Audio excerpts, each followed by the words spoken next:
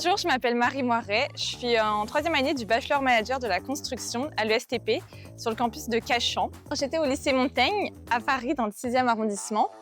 J'ai suivi les spécialités maths, physique, chimie et NSI. Par la suite, j'ai postulé directement après le bac via Parcoursup à l'ESTP pour le cursus Bachelor.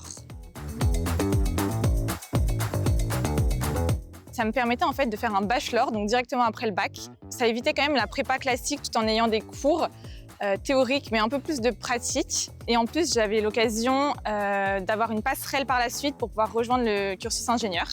Et le STP, c'est une école quand même de référence dans le domaine de la construction, avec une grande renommée. Donc c'est pour ça que je l'ai choisi parmi d'autres que j'aurais pu mettre.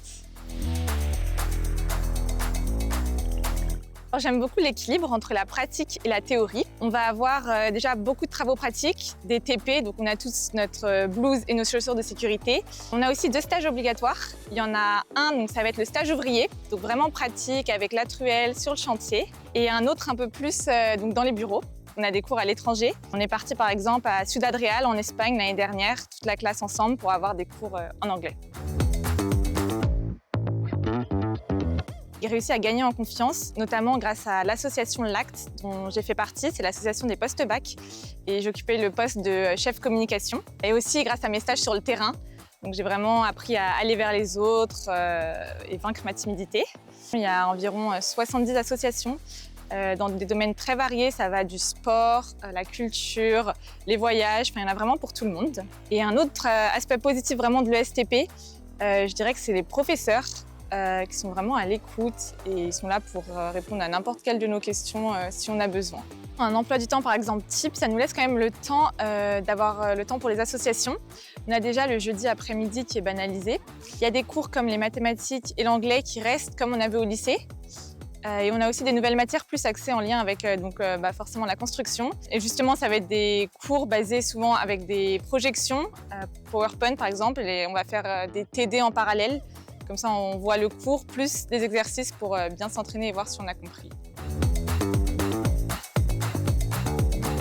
Alors, j'ai fait un stage en conduite de travaux et j'aimerais me diriger par la suite vers l'immobilier. Et justement, j'ai pris l'option immobilier avec le bachelor. Il y avait 2 options, soit conducteur de travaux, soit immobilier. Donc, on avait un vrai promoteur immobilier comme professeur.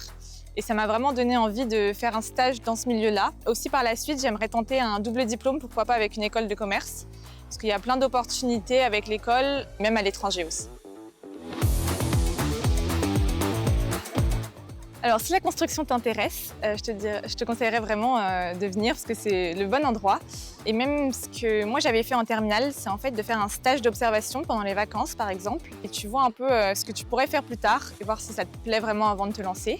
Pour les filles qui hésitent par exemple à rejoindre la formation, on est quand même une minorité, mais justement il faut essayer de se démarquer. Moi j'ai fait des stages où j'étais presque la seule fille. Ça ne m'a pas dérangée pour me faire entendre, il n'y avait pas de souci. On a notre place tout autant que les hommes.